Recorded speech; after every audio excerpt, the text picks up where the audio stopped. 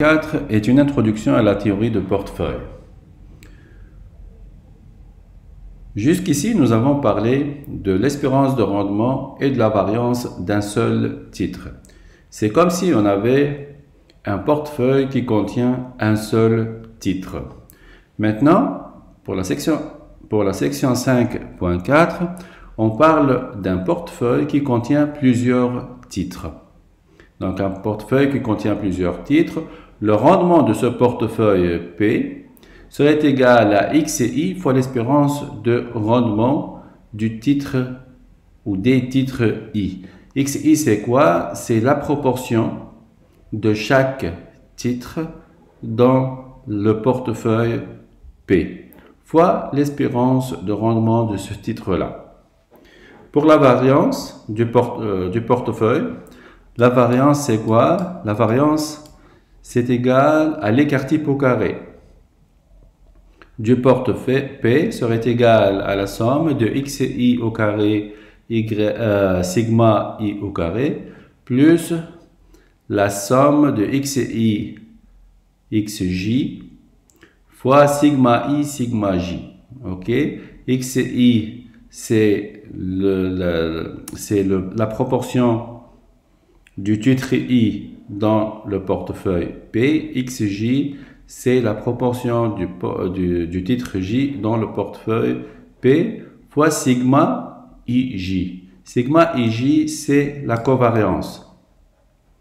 C'est la covariance entre le titre I, la covariance entre le titre I et le titre J. Pardon. Donc, comment calculer cette covariance? La covariance entre deux titres 1 et 2 serait égale à coefficient de corrélation entre le titre 1 et le titre 2 fois l'écart type du titre 1 fois l'écart type du titre 2. Donc, coefficient de corrélation fois sigma 1, sigma 2. Ça, c'est le coefficient de corrélation. Le coefficient de corrélation, c'est entre moins 1 et 1. Quand la corrélation est parfaite, ce coefficient serait égal à 1. Quand la corrélation est parfaitement négative, la corrélation serait égale à moins 1. Donc,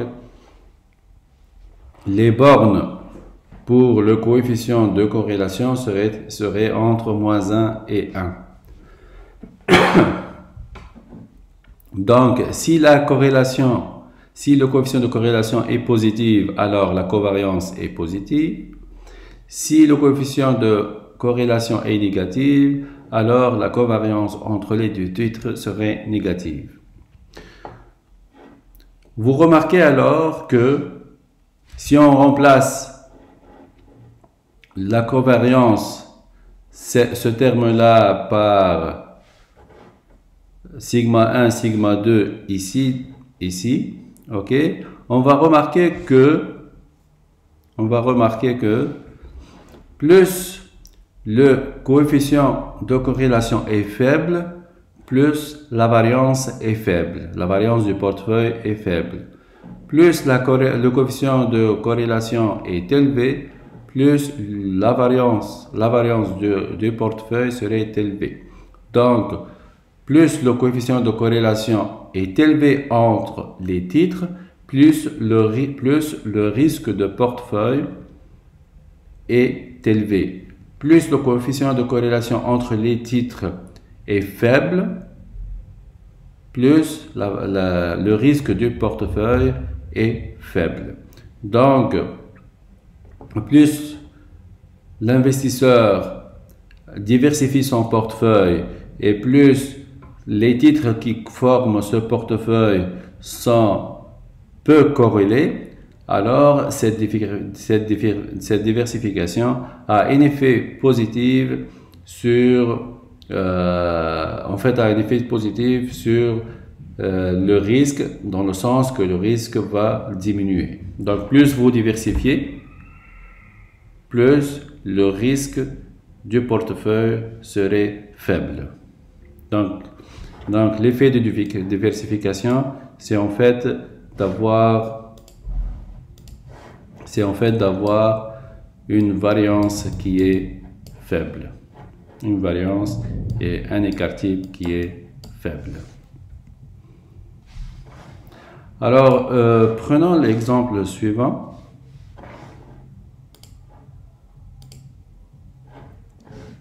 Supposons une série de rendements historiques. Donc, on parle de rendement historique de deux titres 1 et 2. Titre 1 et titre 2, voici les rendements sur 6 ans.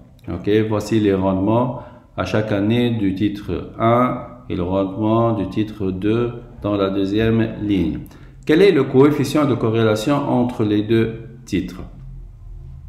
Alors, pour calculer le coefficient de corrélation, on a besoin de calculer la covariance et l'écart type de chaque titre. Une fois on a la covariance et l'écart type de chaque titre, nous pouvons déduire le coefficient de corrélation que vous voyez ici. Donc, commençons par calculer l'espérance du rendement.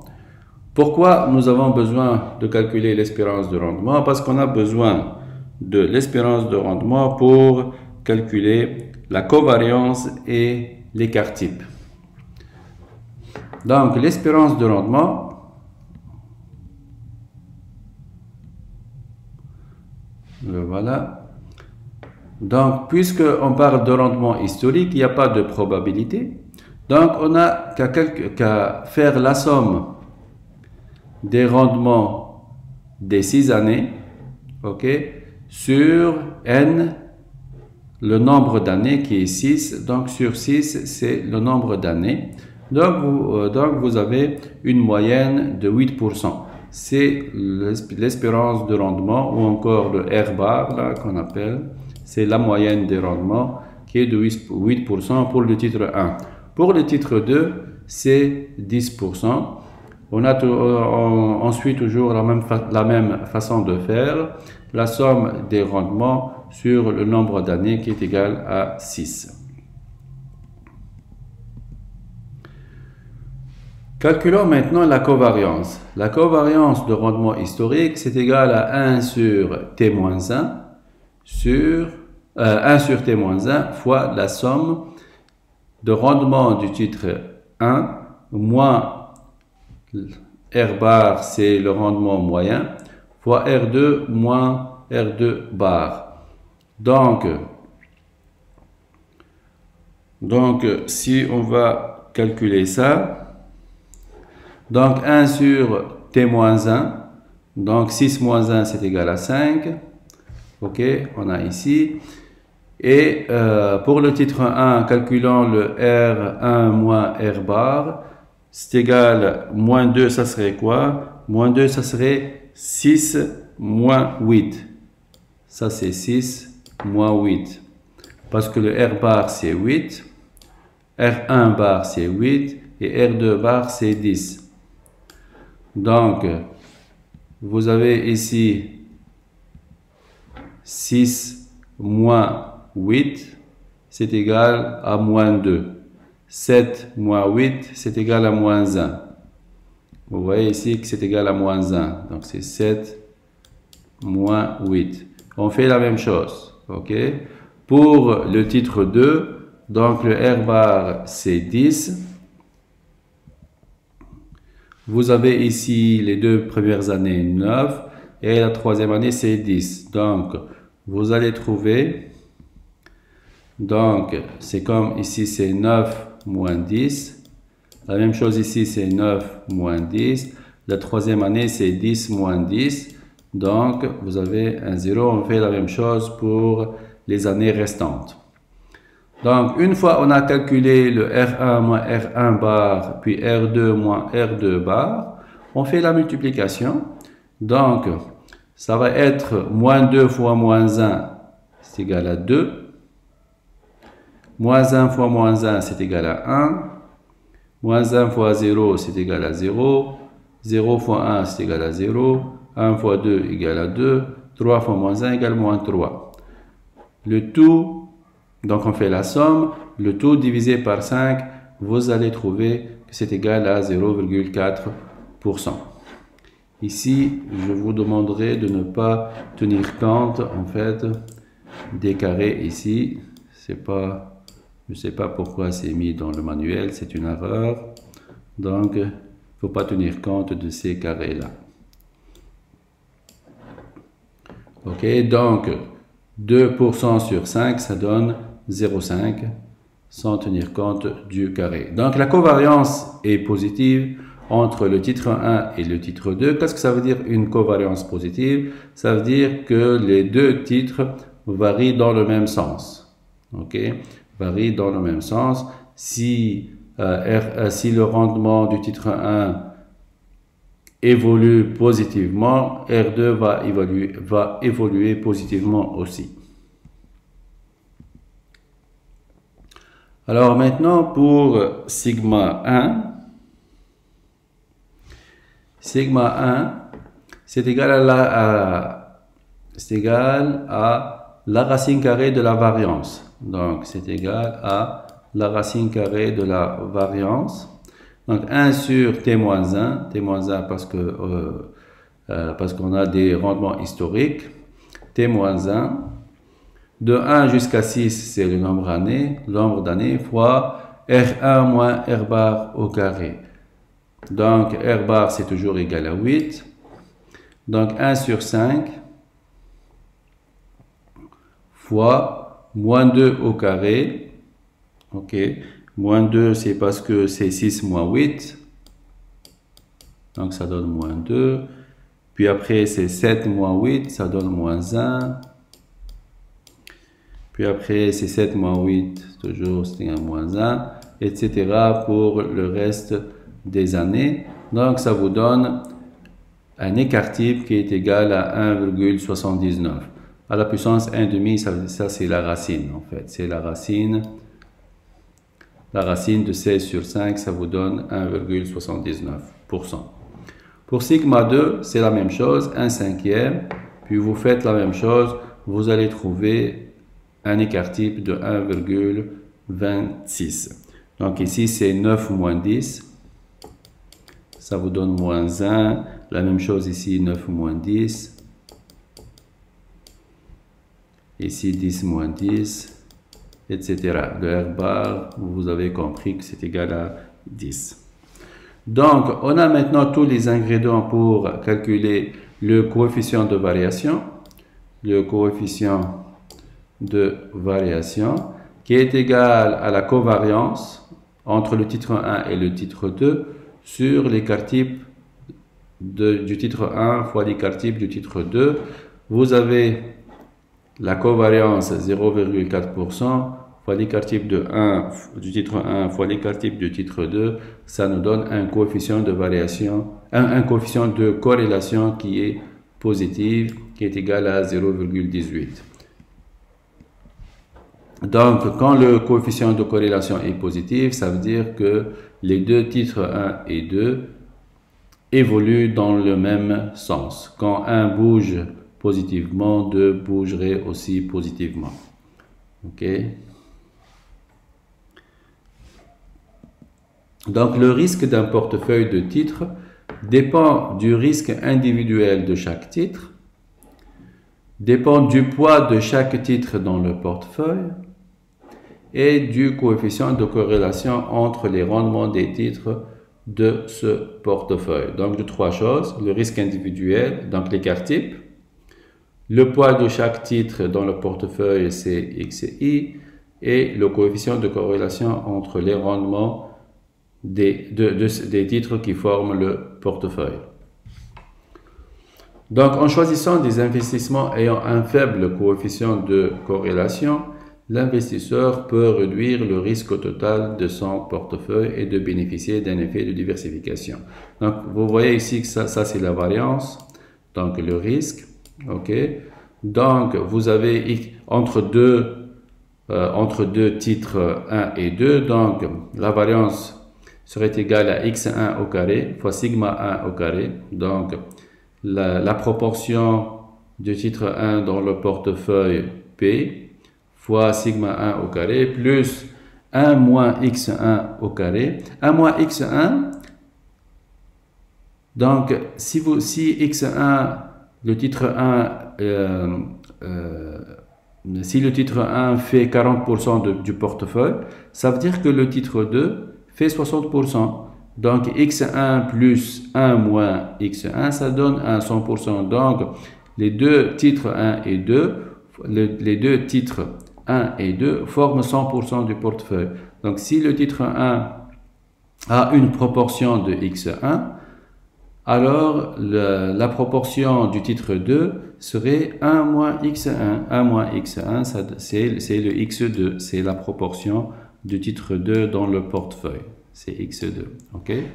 Fois sigma 2 au carré plus 2 fois X1, 1 moins X1, donc ça c'est X2, la proportion du titre 2 dans le portefeuille, donc X2 serait égal à 1 moins X1, fois le coefficient de corrélation entre les deux titres, fois sigma 1 fois sigma 2.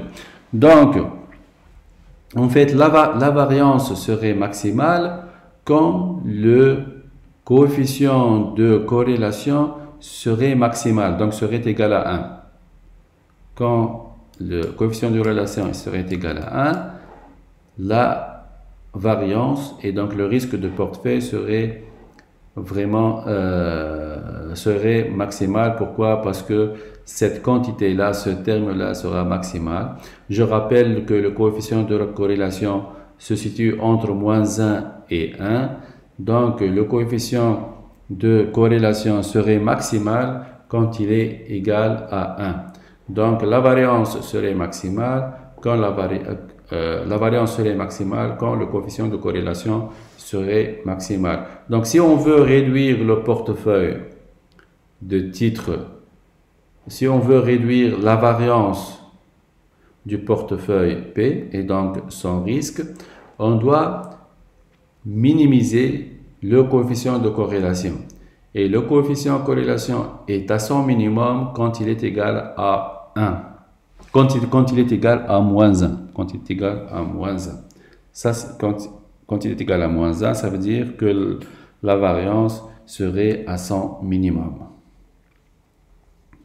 Donc, je vais l'écrire ici pour qu'il n'y a pas de confusion. Coefficient de corrélation égal à 1. Variance est à son maximum. Coefficient de corrélation est égal à moins 1. La variance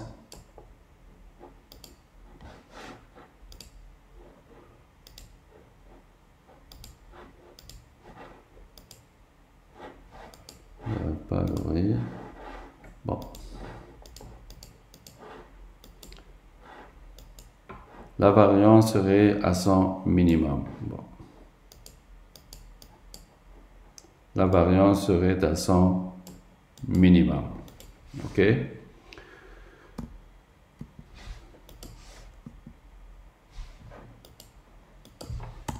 Bon. On va continuer. Bon. On va prendre un exemple. Vous allez comprendre plus ces notions-là à travers l'exemple suivant. Soit un portefeuille équipondéré d'actions de deux entreprises A et B. Donc, on a deux titres A et B.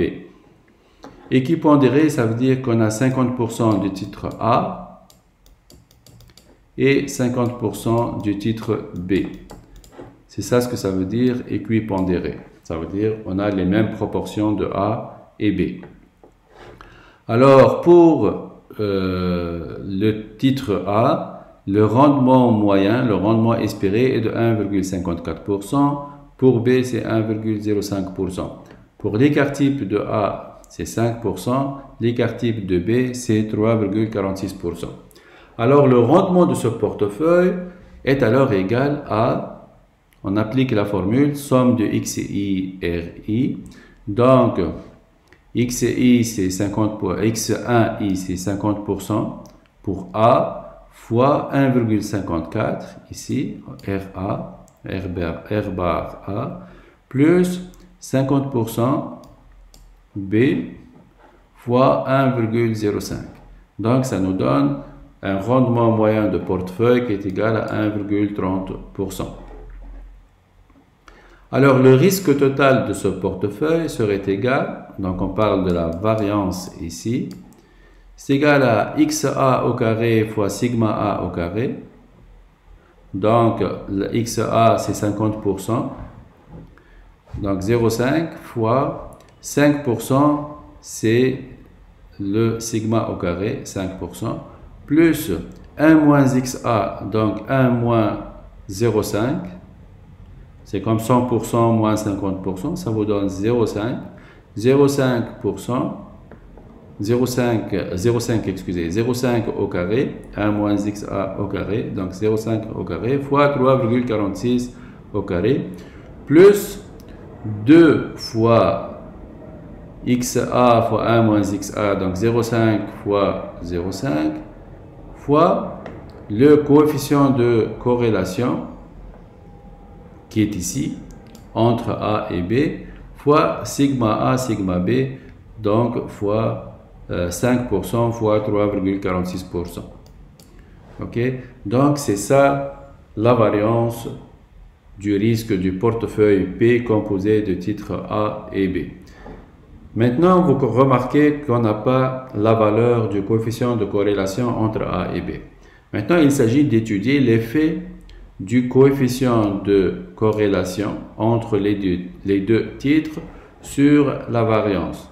Je rappelle ici que le coefficient de corrélation se situe entre moins 1 et 1.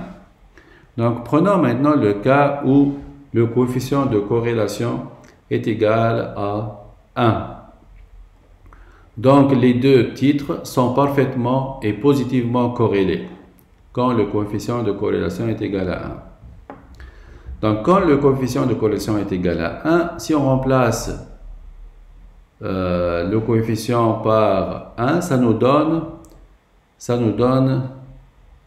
en fait ce terme-là. Ok, si je retourne ici, donc c'est comme si on va multiplier toute cette quantité-là par 1, donc on va rester avec seulement cette quantité-là, puisque c'est égal à 1, on va multiplier par 1, donc rien ne change.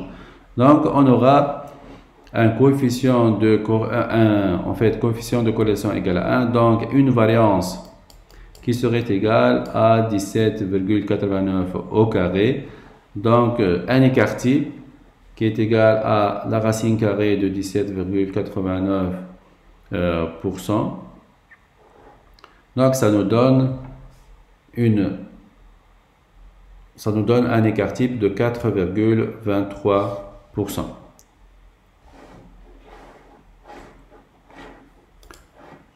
Je vais juste faire abstraction du carré que vous voyez ici.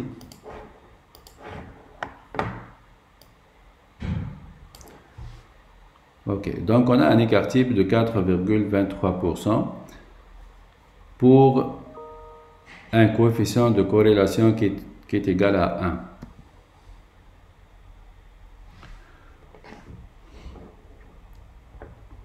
Dans le cas où le coefficient de corrélation entre les deux investissements est égal à 1, le risque du portefeuille, tel qu'il est mesuré par l'écart-type de son rendement, est égal à la moyenne des risques des différents investissements pondérés par la proportion de chaque investissement dans le portefeuille. Celui-ci est alors à son niveau maximal de risque possible et aucun effet de diversification n'est possible. Le risque maximal du portefeuille est ainsi égal à xa fois sigma a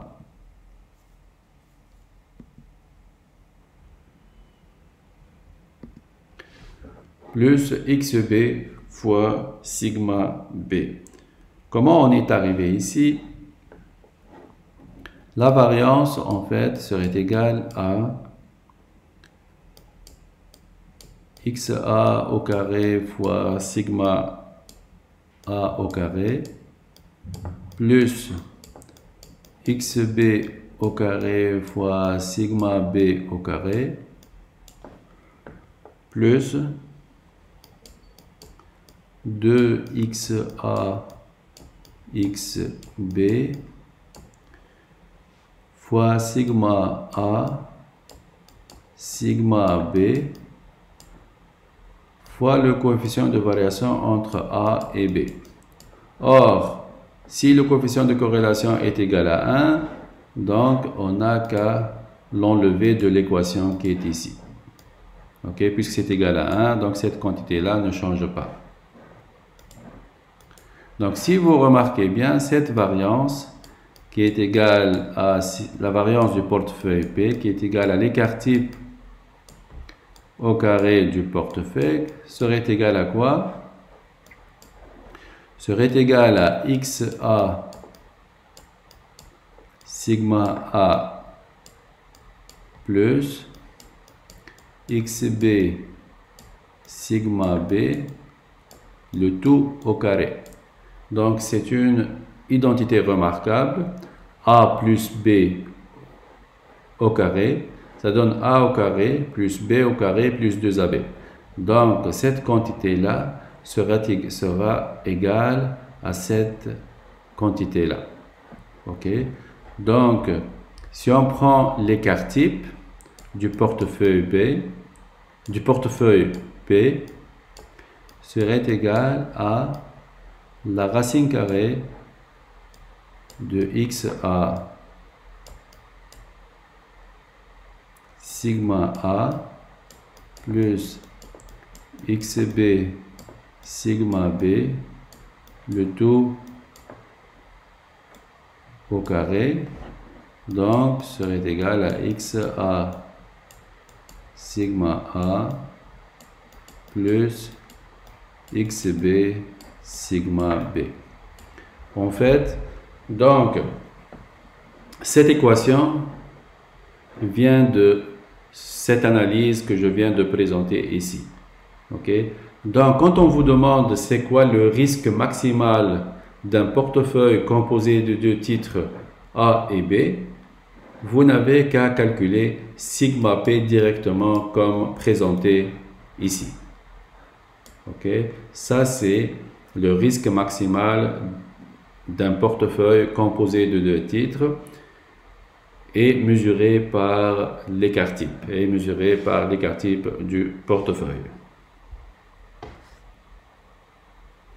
Maintenant, prenons le cas de deux titres indépendants, deux titres A et B indépendants. Qu'est-ce que ça veut dire deux titres indépendants? Ça veut dire un coefficient de corrélation qui est égal à 0. Si le coefficient de corrélation est égal à 0, alors la variance serait égale à XA au carré fois sigma A au carré, plus 1 moins XA au carré fois sigma B au carré, plus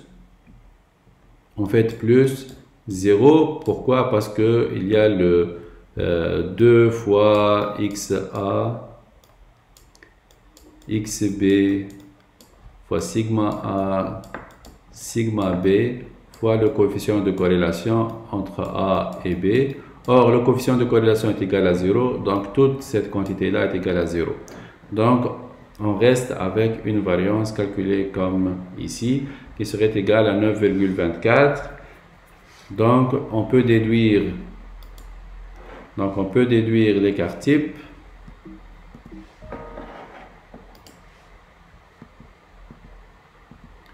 Donc, on peut déduire l'écart type qui est la racine carrée de 9,24, c'est égal à 3,04%. Dans ce cas, le risque du portefeuille est plus faible que le cas où le coefficient de corrélation est égal à 1. Donc, l'investisseur bénéficie d'un effet de diversification en choisissant des investissements peu corrélés.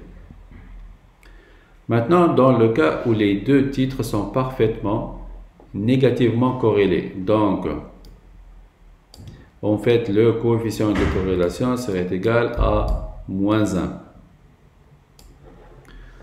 Dans ce cas, la variance du portefeuille P serait égale à cette quantité-là. Et vous remarquez que le signe maintenant devient négatif parce que le coefficient de corrélation sigma le coefficient de corrélation entre A et B serait négatif, donc multiplié par moins 1. Donc ici, ça devient un signe négatif, moins 2 fois XA fois 1 moins XA fois sigma A fois sigma B. Donc nous avons en fait une variance qui est égale à 0,59 et un écart type qui est égal à 0,77%. En fait, maintenant, le risque du portefeuille est à son minimum.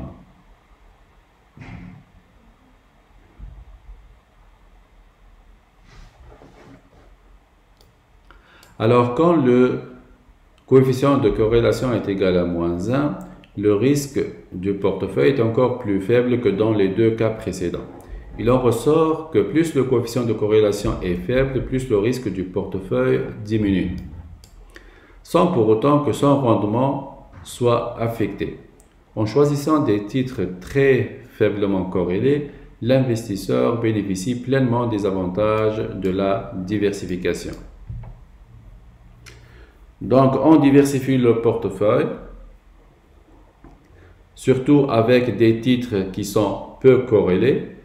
L'investisseur bénéficiera des avantages de cette diversification de son portefeuille.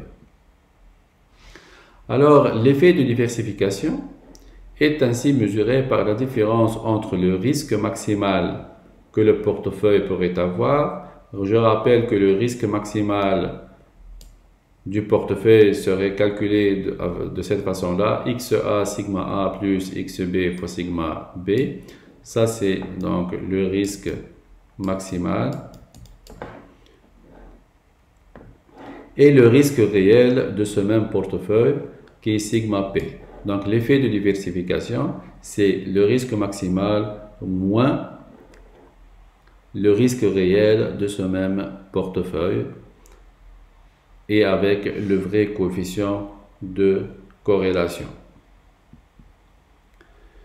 Donc, ce qu'il y a à retenir de ce chapitre, c'est qu'il existe une relation positive entre le rendement et le risque. Donc, risque élevé, rendement élevé, risque faible, rendement faible. Le risque représente la possibilité de ne pas avoir et de ne pas obtenir le rendement exigé par les investisseurs ou le rendement espéré par les investisseurs. Le risque total est réparti entre le risque d'exploitation et le risque financier. La variance des rendements est utilisée pour mesurer le risque associé au rendement d'un titre I. Mais la variance, je rappelle, qui est égale à l'écart type au carré. Donc, quand l'écart type aussi mesure le risque de rendement d'un titre quelconque, l'effet de la diversification peut être atteint en choisissant des investissements qui ont un faible coefficient de corrélation. Merci.